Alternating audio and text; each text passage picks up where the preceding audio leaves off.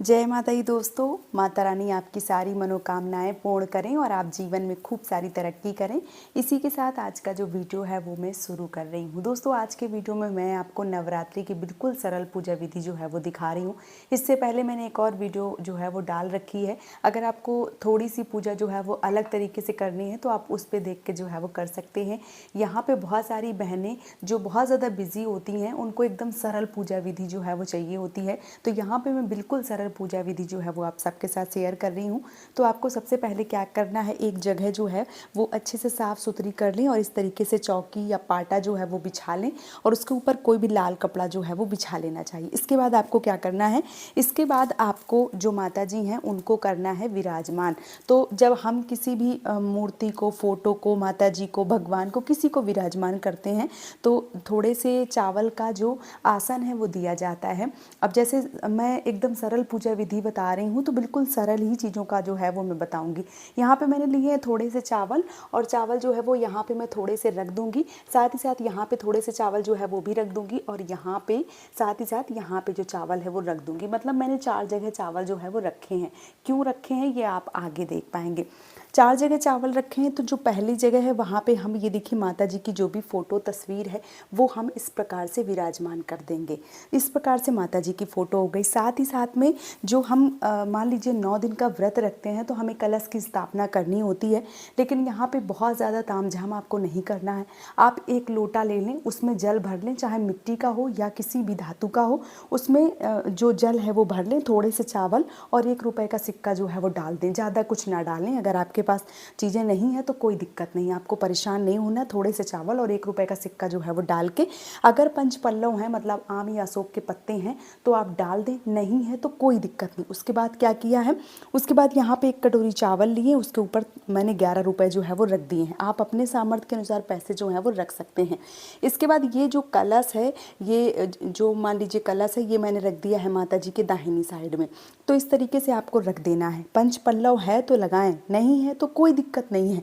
आप ये जो पत्ती है वो ना लगाएं, अगर नहीं है तो कोई दिक्कत नहीं है। आपको 1 लोटा जल जो है वो भर के उसके ऊपर चावल रख देने हैं। 1-2 रुपये या 5 रुपये, 10 रुपये, 21 रुपये, 100 रुपये, जो भी आपके सामर्थ्य के अनुसार है वो आपको रख देना है। तो इस प्रकार से जो कलश है वो रख देना है, क्योंकि कलश जो है अगर 9 दिन हम व्रत करते हैं, पूजा करते हैं तो कलश जो है वो हमें ज़रूर रखना चाहिए। कलश का बहुत ज़्यादा विधान है, तो आप सरल तरीके से कलश रख सकते हैं। अगर कुछ भी नहीं डालना चाहते हैं तो 1 लोटा पानी जो है वो भर के उसके ऊपर एक चावल की कटोरी जो है वो रख दें और उसके ऊपर अपने सामर्थ्य के अनुसार 2-4 रुपये जो है वो ज़रूर रख दें। बस इतना सरल जो है वो आप कर ही सकते हैं।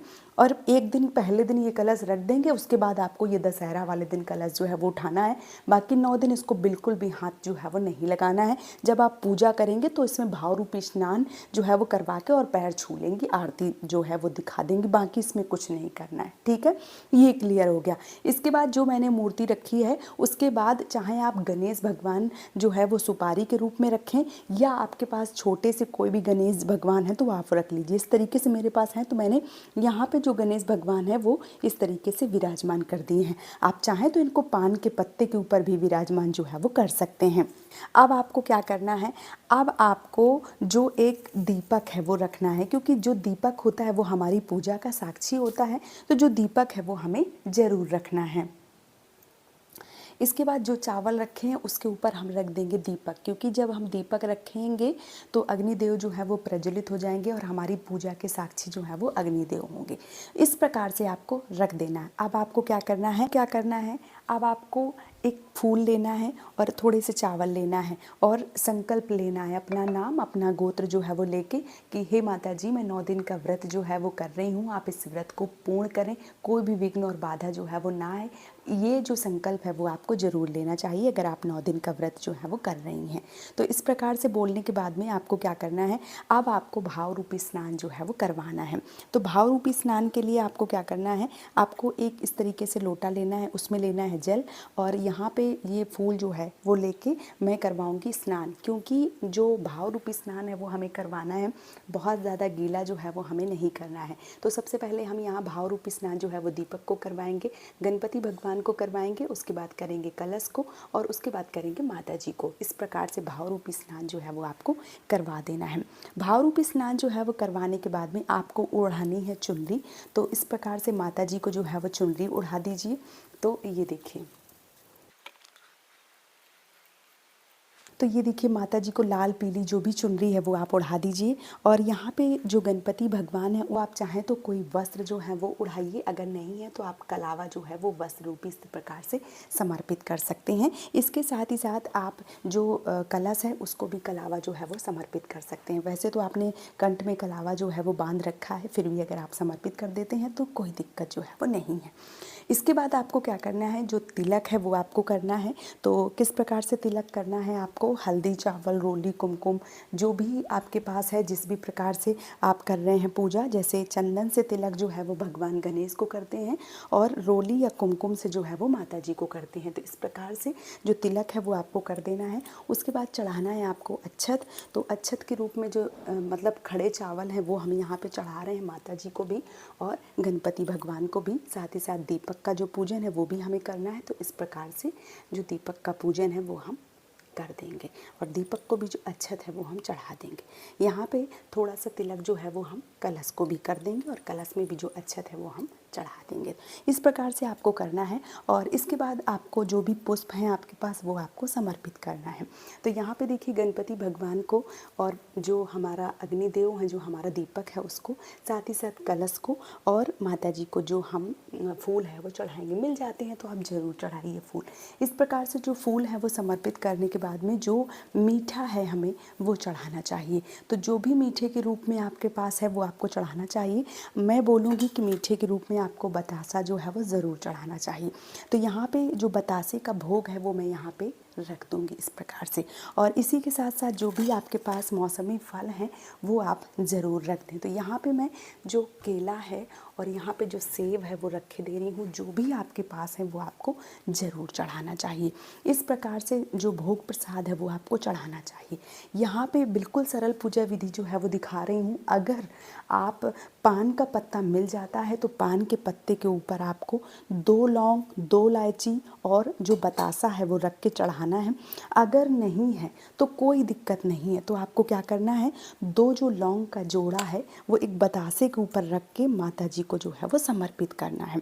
यहाँ पे आप पंचमेवा जो है वो भी चढ़ा सकते हैं, और जो पान है, बीड़ा बतासा, वो भी चढ़ा सकते हैं। अगर पान का पत्ता नहीं है तो इस प्रकार से देखिए लौंग, बतासा जो है वो आपको माता जी को जो है वो समर्पित कर देना है। इस प्रकार से ये जो लौंग और बतासे का भोग है ये बहुत ज़्यादा शुभ माना जाता है। ये भोग जो है वो अगर आप लगाते हैं तो यकीनन आपकी जो पूजा है वो सफल होती है। इसलिए आपको जो ये लौंग और बतासे का भोग है वो आपको ज़रूर लगाना चाहिए। अब इसके बाद आपको क्या करना है, इसके बाद आपको 1 लोटा जल जो है वो पानी के रूप में माता जी को इस प्रकार से ज़रूर चढ़ाना है। पानी जो है, जब हम किसी को भोग लगाते हैं तो पानी जो है वो ज़रूर देते हैं। तो आपको 1 लोटा जल जो है वो ज़रूर चढ़ाना है। आपको इस प्रकार से 1 लोटा जल जो है वो चढ़ाने के बाद आपको क्या करना है, एक छोटा सा हवन जो है वो करना होता है। रोज़ छोटा सा अगर हवन करते हैं तो बहुत ज़्यादा शुभ माना जाता है। अगर आपके पास टाइम है तो आप भले ही आप उसमें 2, 3, 5 आहुतियाँ जो है वो डालें। अगर आपके पास टाइम नहीं है तो आप हवन जो है वो छोड़ दें। अगर टाइम है तो हवन जो है वो ज़रूर करें। मैं यहाँ पे एक छोटा सा हवन जो है वो आपके साथ शेयर करूँगी। हवन का वीडियो जो है वो अलग से आएगा, लेकिन छोटा हवन किस प्रकार से करना है वो मैं आज आपको इस वीडियो में दिखा दे रही हूँ। यहाँ पे देखिए एक छोटी सी मिट्टी की जो दुबोलिया है वो आपको रखना है। उसके बाद आपको क्या करना है, उसके बाद आपको जो कपूर है वो जला लेना है। और कपूर आप 1-2 कपूर जो है वो जला लेंगे तो जो आग है वो अच्छी हो जाती है। तो इस प्रकार से ये देखिए जो कपूर है वो आपको रख देना है। इस कपूर को जो है वो हम जलाएंगे और जो आपका हवन है वो करेंगे। तो ये देखिए कपूर जो है वो मैंने जला लिया है। अब आपको क्या करना है, आपको लेनी है लौंग। तो आपको 2 जोड़ा लौंग, मतलब जोड़ा के रूप में 2 लौंग लेनी है। 2 लौंग लेने के बाद में आपको क्या करना है, आपको इन लौंगों पे लगाना है इस तरीके से, ये देखिए सिंदूर लगाना है और आपको थोड़ा सा जो घी है वो लगाना है इस प्रकार से, और लेके और इसी अग्नि में इस प्रकार से आपको समर्पित कर देना है। और इसके बाद आपको क्या करना है, ये जो पंचमेवा है अगर आप चढ़ा रहे हैं तो इसकी भी एक जो आहुति है वो डाल देनी है इस प्रकार से। और मान लीजिए कि आपने जैसे बतासा चढ़ाया है तो बतासे का जो आहुति है वो भी थोड़ी सी जो है वो डाल दीजिए इस प्रकार से, थोड़ी सी जो आहुति है वो बतासे की डाल दीजिए। तो ये जो हवन है वो छोटा सा ही हवन है और इस प्रकार से आपको जो हवन है वो ज़रूर करना है। इसके बाद जो आपकी पूजा है वो पूर्ण हो जाती है। अब हमें करनी होती है आरती। तो आरती हम किस प्रकार से करेंगे, धूप की आरती, कपूर की आरती, जो भी आप करना चाहते हैं वो आपको जो आरती है वो ज़रूर करनी चाहिए, क्योंकि दिया जो है वो हमने पहले यहाँ पे लगा दिया है। तो अब हम करेंगे धूप बत्ती की जो आरती है वो करने वाले हैं। तो यहाँ पे एक जो धूप बत्ती है वो हमने जला ली है और अब हम करेंगे माता जी की आरती। तो यहाँ पे देखिए ये जो धूप बत्ती है ये जल गई है और इसी की आरती जो है वो हम करने वाले हैं इस प्रकार से। इस प्रकार से धूप बत्ती की जो आरती है वो हम कर देंगे।